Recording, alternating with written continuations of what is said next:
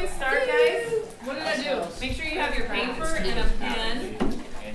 Got it? What about this paper? And we're going to show you, yeah, that too. Put the phones away, please. Create clear themes and scripture. Is that your phone? If that's someone's phone, turn it off. It's a calculator. It doesn't do that again. On the back of this one that's blank, the back side, when you watch this planet Earth thing, write adjectives. You guys know what adjectives are? Just words that describe. Adjectives that come to mind, or maybe an emotion that is evoked when you see some of these things. Just simple one word or short phrase, as many as you can think of. Not silly, real. All right? We're not trying to be silly, and you're not really going to share them all, but we'll share a few. Okay, you want to hear one more time? As you watch this, guys, as you watch this, write words that come to your mind that maybe would describe what you're seeing or how you Guys, feel. stop talking to each other, okay? It's rude to talk when others are talking.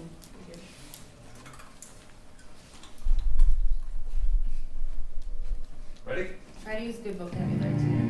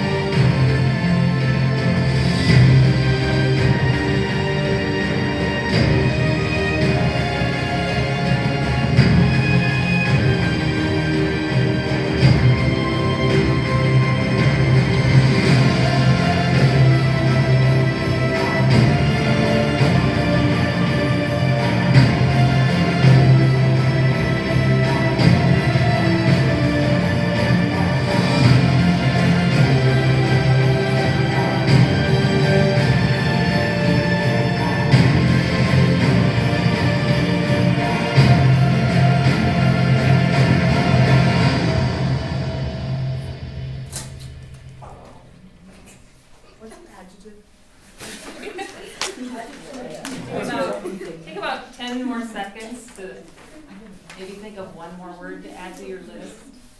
Andy, please don't talk anymore.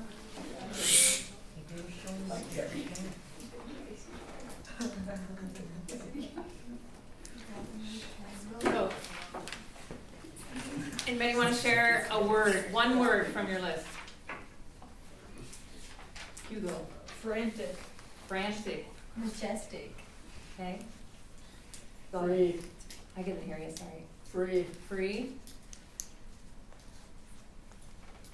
Anybody else? Just shout them out. Pretty. One. Fierce. Exotic. Cute. Intelligent. Cool. Loud. Mm-hmm. Too loud. Wild. Green. Natural. Brown. Blue. So, part of the reason for doing that is to think about all the different words that come to mind, and really all we have are words to use when we're trying to describe nature or God or any experience that we have. And I think it's interesting that that video kind of captures all sides of our emotions, right? Some of it's loud and I can't remember, some of it's more negative, some of it's cute, some of it's pretty, but all of it is awe-inspiring, even if it's kind of fierce or scary, right? And in the Bible, and Will can talk more about what the Bible, what the Bible says about all the different names for God, but that's what I liked about this video. And I wanted you guys to share some experiences you may have had with nature that are a little more on the fierce side. So when you, just a minute though, I'm gonna finish talking first, Hugo. And I wanted you to think about the undomesticated or non-domesticated animals. We all have probably sentimental experiences with animals that we live with, or maybe that we've seen at the zoo or somewhere like that. But have you ever had an experience in nature with an animal that is not tame, that was just kind of like, whoa, like you felt a direct connection? And I'm going to share one with you, and then we'll let you guys share. The one I'm going to share about myself was a hummingbird, and I sit out on my deck in the summer a lot, and it is the place where I go to pray or to meditate or to kind of connect with the peacefulness of what I feel like the earth brings us. And I put a lot of flowers out there to try to bring in butterflies and hummingbirds. And so we'll have hummingbirds every summer come by, and I'll love to just sit out there with my coffee, and they'll eat from the flowers and buzz around me. And one morning I was sitting there, and I noticed one fly over, and I was like, oh, cool. And then the next thing I noticed, it was right here, looking me straight in the eye. You know how they just hover like that? And I thought, I was afraid. The first thought was, oh my gosh, is that thing gonna start like pecking my eye out or what? But as soon as I had that feeling of, oh my God, is this thing gonna hurt me? Should I defend myself? It was almost like the hummingbird was saying, don't be afraid, chill out, calm down. I have something that I'm gonna kind of it felt like I was getting a direct download from this little bird. And you know their wings, how they're fluttering so fast? It just stared at me, and time like slowed down, because it couldn't have lasted for that long really. And there's no picture. I looked on the internet for pictures to try to even duplicate. Has anyone else had that experience where they took a picture of it? Because there's no way I could have done that. And this picture is the closest that I could find. If I were the bee and the hummingbird were a little higher, that's what it felt like. And I was afraid in the same instant that I was reassured that actually I'm here to calm you down and to deliver like courage or some kind of strength from this tiny little bird. So that's just one example, and it really impacted me. It was different than any other animal experiences I've had that are cool. That one, I felt like that was really God talking to me through nature. So, have you had something similar to that? And it's okay if you haven't. Then you will, I bet. We Yeah. saw like 5 elk. They were Yeah. in the forest in Yellowstone, and that was really cool. And also, we almost hit a bison in our car because it just like walked right across the road right in front of us. Yeah. One time I was in Florida and I was eating a sandwich and this seagull came down to me and was like trying to eat my sandwich, but I looked at it and it just but I looked at it for a little bit. Did it look back at you? Yeah. Yeah. It kind of feels wild, right? When a wild animal looks right at you. I don't like it like me. At our old house, there's a fox who lived in our backyard. And he would like run around our backyard. It's kind of weird because I thought he was gonna like kill something, Mm-hmm. but it was cool because yeah. So you were afraid of it on one hand, but Yeah. liked having it there? Mm-hmm. I got close to a really fat squirrel in my backyard because it ate all my pumpkins. What? It was on my porch. And then I let my dog outside. And it ran away? Yeah. Aw. Wait, that's cool. Kill your dog. When we were out of town, I saw an iguana, and they were like, the first day we got there were iguanas like in front of the car, and it scared me really bad. But then as like the trip went on, we saw them way more, and like they weren't as scary. But yeah. One time when I was snorkeling in Turks and Caicos, I saw like a black-tipped shark like looked at me and I started swimming towards me, then it just like turned and it was scary. Oh my I saw a stingray. It sting me. So you were in the water with it? Yeah. Steamed. It's that'd be scary. I swam with dolphins. Yeah? So I was in South Dakota with my cousin, and we caught some crawdad, but then he caught a turtle, and I picked it up, and I went like this, and he kind of stared at me for like a few seconds, and I was just kind of mesmerized by its black eyes, and it started to open its mouth, and then all of a sudden, its neck just went, ooh, and then he tried to bite my nose off. It was so So crazy. we did try What's it. a crawdad? Crawdad, it's like It's it's like a lobster. Okay, Harper's gonna share. It's a tiny lobster. It's like a little lobster. But they're like in my water. And they're really Swim good. backwards. Alright, over here. Delicious. One time at the beach, I was in the water and I thought like a piece of seaweed like touched my leg, and I was like, oh, that's cool. So then I got out and there was a starfish like stuck to my leg, and my sister was just like, Harper, you got something on your leg. And I'm like, oh. So then I took it off. And I was Do you like, eat it? Yeah, totally. Obviously. Clearly. It was the last day of our trip and we were about to leave, so we went down to the beach for the last time. Yeah. And I was swimming, and I thought it was a rock, but it was a huge sea turtle. Swam right next to me. Oh my gosh.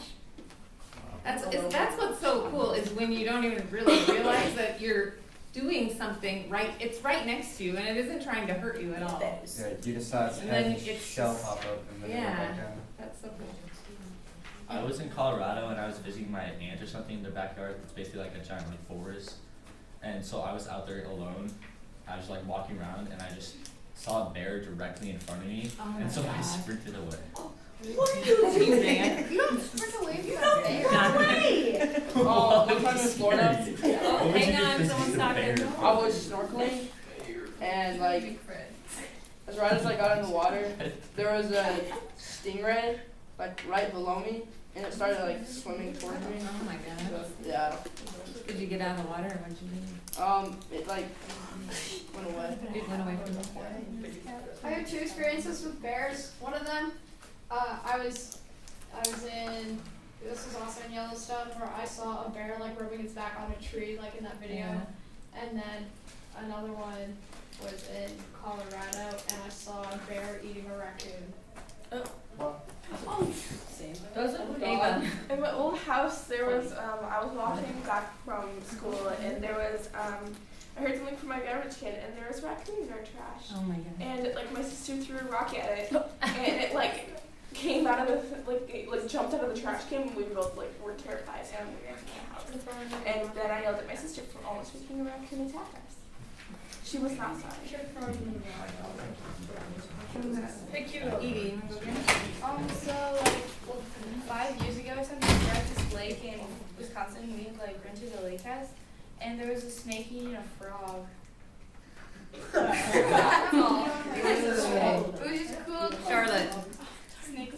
I was feeding this, or I was attempting to feed this monkey, and I was like holding out a French fry to it, and it kind of like looked at me, and then it started moving really fast toward me, and it scared me really bad. Did you give it the first I time? went fishing in Okoboji, and this was when I was younger, and I caught a really big fish, and I thought when I went tubing it was gonna eat me because I caught it and it was really big, and then it jumped off the hook, and so I didn't go tubing at all that year. Thought it was gonna find you. Does like a dog count? Is it wild animal? No. Ginger's It bit me once. Ouch. In Michigan, I got peed on by a turtle. Ooh, gross. Lydia? So we were at this hotel in like Kansas City, and I was carrying my sister's stuffed animal, who is 17, and there was a stray cat in the alley, and she thought it was gonna eat her stuffed animal. One more. John. I was in Costa Rica, and I was walking underneath a tree, and there was just like tiny monkeys who were like walking on a branch. Monkeys are cool. That's where I had the monkey. Yes, I have. That's at the Henry Ford like do. That This is a photo here. I was in Rocky Mountain National Park last year, and I was walking along the trail on the way up to this lake, and I almost hit the butt of this bull moose who was eating right on the trail, and I came around this tree and I didn't even see it till it was like right next to me, and I was just having a conversation with a guy earlier that day about how dangerous moose are. They can charge you and kill you. They're huge, and those, they can hit you with their rack and stuff. So I walked way around. Well, first I backed up and I kind of hid behind this big rock, and he just looked right at me. I mean, right in the eyes, and stared at me for like two or 3 minutes. And I decided to walk way around through the meadow around him. But I had never seen a moose before that, and for it to just kind of be right there was really incredible. And I just wanted to share with you guys the words I used to describe that trip. Because I was just kind of moved by the scenery and the experience of the wildlife. So the words I used for it were spectacular, beautiful, stunning, sacred, humbling, moving, and gratefulness. And as I thought about those words when I was hiking, it was almost like an emotional experience, kind of tears in my eyes, because it was just so overwhelmingly great. So I just wanted to share that with you guys. Yeah. Did you mean for those top two things to like look like they're connected? Oh, no. Oh, wow. Yeah. Wow. Was it a? No. And this is, one of these was like, this lake right here, Hiawatha. Whoa. That was just the most incredible lake I've ever seen. Did you swim in it? And it was ice cold. Not able to Have you swim ever in been it? to the Tetons? Yeah. It's really pretty there, like the way there's a ton of lakes, and then when you look at it, the water's really clear, but then it like reflects the mountains off the lake. Yeah, and it looks, you could see the whole mountain in the lake. Yeah, that's pretty awesome. Have you ever felt like that in nature? Have you ever had this like awe experience and kind of a maybe tingly sort of thing? Yeah? Where were you? Me? Yeah. Mommy. Oh, okay, but you've had that. Yeah? Have you had it? So this winter we were in Breckenridge skiing, so we drove to Vail. We hiked to the top of the mountain, and we just like looked over, and there's just like these really beautiful peaks and stuff. We took like a bunch of pictures of them. They're really pretty. How did you feel looking at the peaks?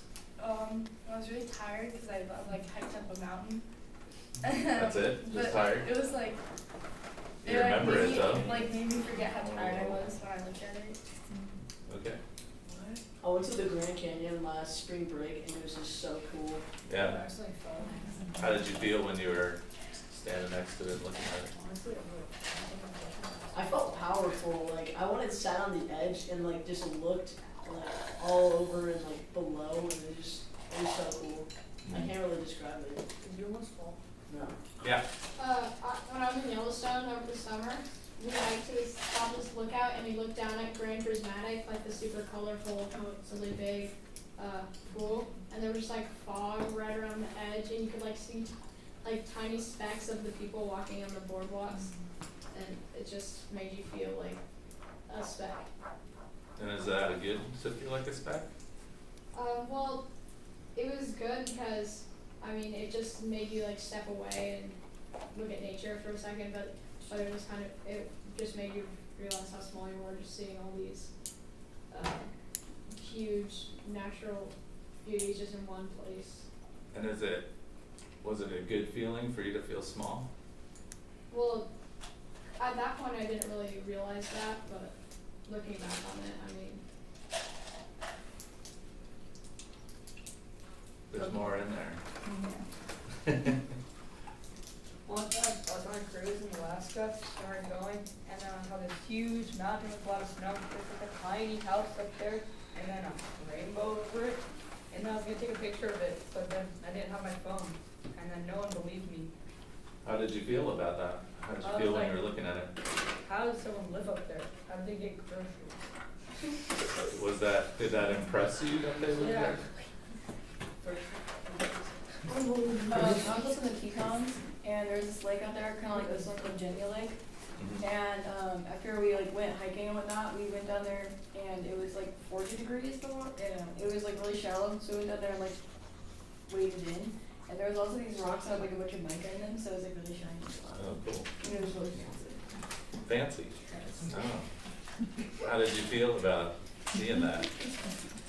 Very serene. Serene. Also cold. The water was really cold. So there's moments that stick out as, you know, because you just described a couple of different moments that you had experiences in nature, and they kind of stick out. So I think there's more going on than a simple word, and it's probably like a deeper connection than words can really describe. I identified with the word small or speck, and one time I was out on the mountain in Vermont, the tallest mountain in Vermont, by myself at sunset. Nobody else was on the mountain, and it was just incredibly clear night, and that was the feeling that I got. I'm tiny, I'm this speck, and then when I took that further, it was, so if I'm a speck, my problems are like totally tiny, you know? And so that made me feel a sense of peace that, oh, you know, you think your problems are so huge, but then you stand on this mountain and you feel like a grain of rice, then how big can your problems really be, you know? So, thanks for sharing those stories, that's cool. We're talking about Affirmation 3. Does anybody recognize the picture at the bottom of that? No. Oh, let me look. Done. I know that place. Idaho. Nope. That's actually our junior high hiking trip. I was there. You were there. Yeah. Where's hiking? That's one of the ridges we came over, and it was another amazing sight. You could see all the Rockies. Andy, It keeps clicking it right in my ear. actually, why don't you move away from me? Chairs, yeah, this is loud. I don't like Yeah. it. Stop, you know, I can't sit there.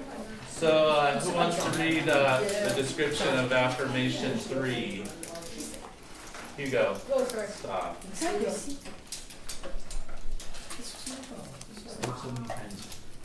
You know how many pens we found under the couches? Yeah. 30. I have most of these. 100.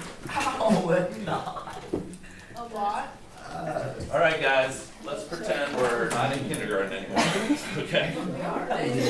Who wants to read Affirmation 3? Jack.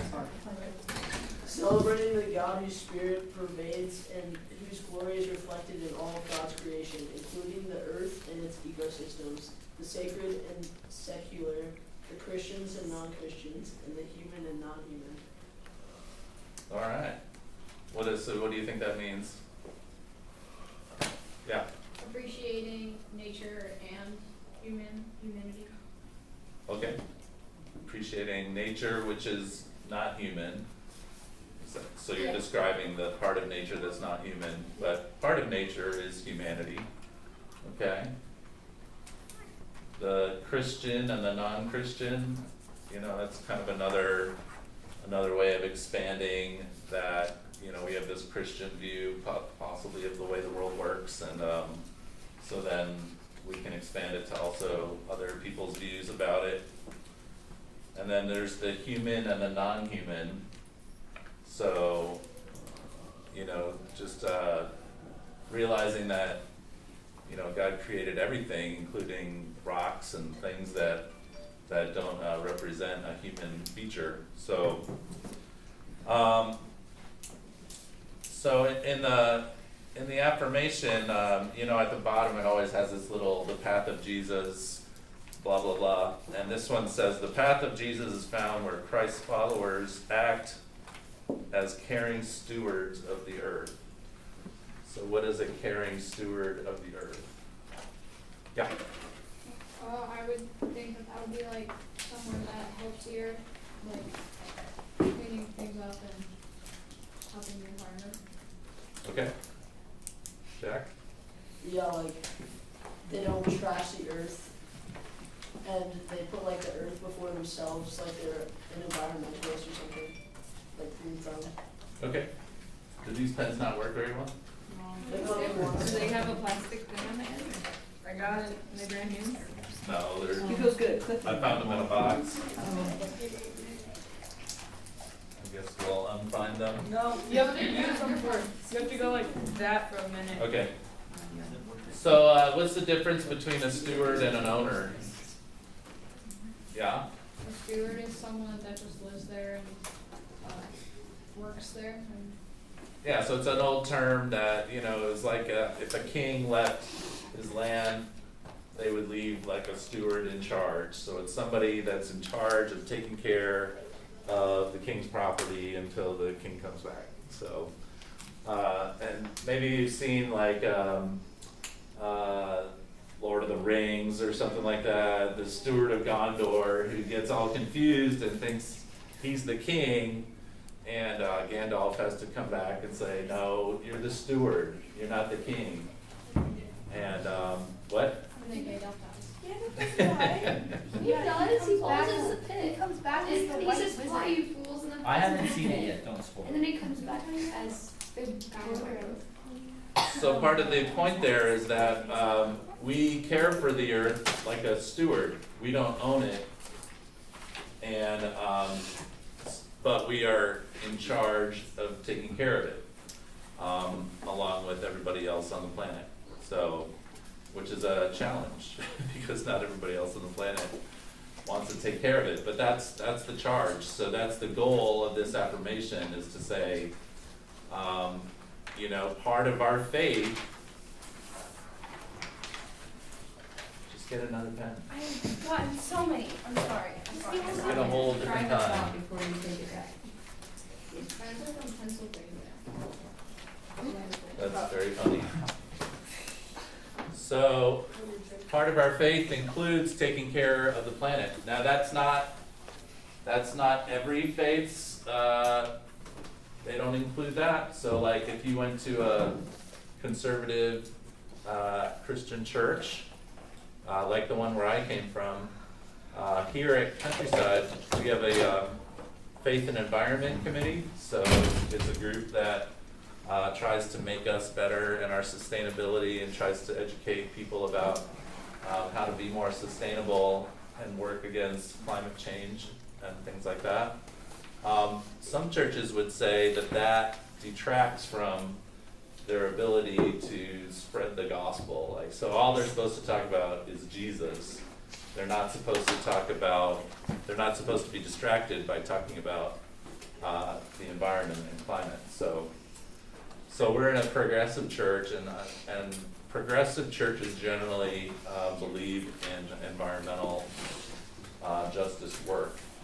So. And to add to that, so going out into the world, as someone who grew up in this church, you may encounter other Christians who would actually try to use the Bible to tell you that no, we have been given dominion over all of the animals and all of the plants. So we need to use them just to make our lives easier for our betterment. And that is a difference that Countryside or churches that are more progressive Christians, that's a different interpretation of the Bible than other Christians have. So it is a unique You aren't gonna encounter every Christian who believes that. Yeah. So like they want to like maybe use more like animals and not really care about nature for them. Yeah, it's a self-serving purpose, like to have dominion in a lot of interpretations, is to say, you know, you can do whatever you want, even though that's not the original intent of that. So like if they would chop down a tree, but not plant it anymore. Yeah, because it's mine, I have dominion over it, so I can do anything. It's been given to us. God gave it to the earth for me. And you might hear that, you know, in places, even politically, you know, there's very different views on that. Another thing that you'll run into is people that feel like they're leaving this place when they die and going to heaven, right? Maybe some of you have that opinion, that if that happens, you know, so like I'll be going to heaven in 20 years or something like that, you know. You guys will have a little longer, but if you're going to a different place, who cares about this one, right? So if heaven is far away in the clouds, why would we care about the earth? And some would say, well, for your kids, but ultimately that process is going to happen for your kids too. So you'll run into that too, where people that have this real physical view of heaven will say that, you know, it doesn't matter what happens on this planet. And they also have the view that God's just gonna fix the planet. And that we will never be able to destroy the planet because God's just gonna fix it. And I think scientists are at like 97% in agreement that we have messed it up. Yeah. And I think part of this time to just talk about what experiences have you had with nature and with animals is to give you the sense of ownership of your experience of God, and that only you can be the person who interprets that for you. You know, we can tell you what we think, as other churches tell their congregants what they think, but if you can connect real things in your life, like these encounters with nature or with animals, you are in a way encountering God, and that's how you can interpret it. You don't have to use only the Bible to experience God. I don't think that's what God wanted. That's my opinion. Well, you gotta figure the Bible's like this little corner of God's thoughts, very limited, you know. There's no way God can be completely captured within the Bible. So I think even a more expansive understanding of God is just looking at nature. Yeah. And just like What's words, just like You're reading my, yeah, okay. just like our words can't capture the feelings that you experience, nor Should I can the turn it Bible. off? No, No, I won't look at it. It's a good backdrop. Yeah, it's a Come good on. backdrop. Thank you. All right, we're gonna go to this page here. So this is 5 pages of different verses in the Bible that talk about creation. It's usually called creation. So there's an understanding in Christianity that in some part, we don't know how, we don't know when, but at some point, some material was originally created. And you can believe in creation and the Big Bang, you can believe in evolution. The way things work is scientifically able to be proved, but at some point something came into existence that wasn't in existence before. And so that's kind of how we think about creation. So you're gonna see that in here. So the first thing, this is from this organization that talks about the blessed earth, and it's called Earth Care.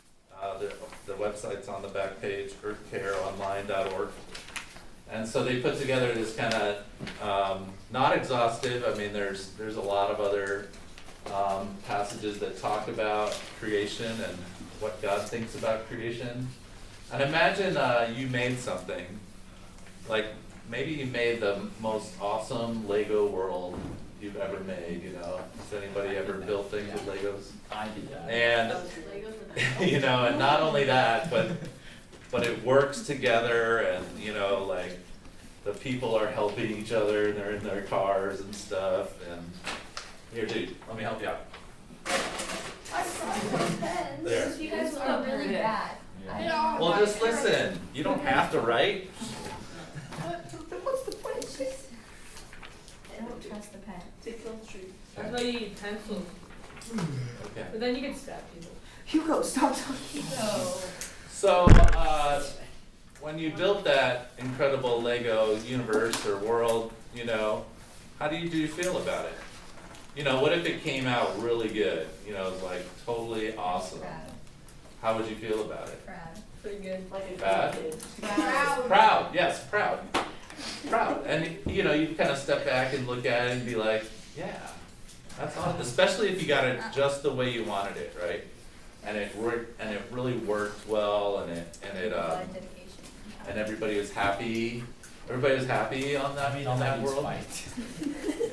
Even though your hands look like this, you know? But I think that's how you gotta picture God, especially in Genesis, as the creation unfolds, that, you know, after every step of creation, after God creates the light, and this is just a story, it's not the way it happened, but after every single step, there's this statement that says, and God said it was good. So it was like, yeah, God made this, you know, Lego world and was like, yeah, this is good. Are you saying I'm God? What? No. Well, like, but I'm the Lego world. God is the Lego world. Okay. Follow the analogy. Okay. In Job is a book where there's this, and this is the third paragraph down. It's a book where Job is all kind of self-absorbed because everything goes wrong, and God meets him, and God says, God spreads out the northern skies over empty space, suspends the earth over nothing. God wraps up in the waters and the clouds, yet the clouds do not burst. And it's just this painting of all the things that happen in nature according to the way things work that God designed.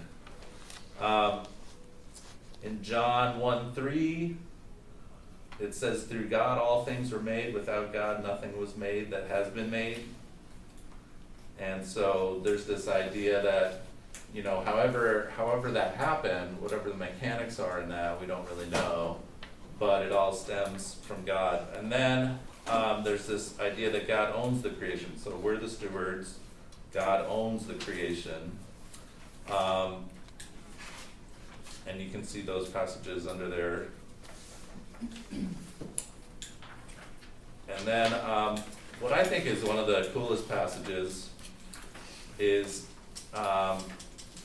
in God values the creation. And it's from Genesis 2:9, it's under D. And it said, the Lord God made all kinds of trees grow out of the ground. Trees that were pleasing to the eye and trees that were good for food. And so we know that plants nourish us, right? We know that some of you eat plants, sometimes. But that was their original intention, you know. Well, trees give us oxygen, plants we eat, and I think this is a sign of God's love for people, that the trees were also pleasing to the eye. It didn't have to be that way, you know. It could have been this like utilitarian food that just happened out of this plant, but it didn't have to be good looking, you know. So my thought is, whenever you see something and you're like, oh, you know, like when the trees change color, and there's that 1 week where it's like really cool, the colors are so bright, and I'm from New England, so you know, you're in Vermont, and it's like all the colors, and you're just like, that is so cool. And when you have those moments, when you see something like that, that's an expression of God's love for you. Because it could have just been like tree, you know, like a box, and you get the food out of it, but instead it's like beautiful. So to me, that's a proof that God loves us. So then God sustains the creation. So you know, there's possibly a belief that God is still acting in that creation to make things happen for good. And God redeems the creation after people mess it up. So there's passages in the Bible that, and a lot of this refers to actually the land of Israel, which was called the Promised Land. Have you ever heard that term, Promised Land? So the deal was that the people of God could go into the Promised Land, and if they took care of it and, you know, followed God, then they could stay in the land. And if not, they would get kicked out of the land. And that's because in the Bible, and this isn't history by any means, this is a story, but God's eye was always on that piece of land, you know, the land of Israel. Because it's like this like fertile land in the middle of desert, you know, and there's a lot that it has to offer. And God was always talking about the land when the people were wandering in Egypt before they got in there. They're like, and God was like, this is gonna be a great land, you know. It has everything.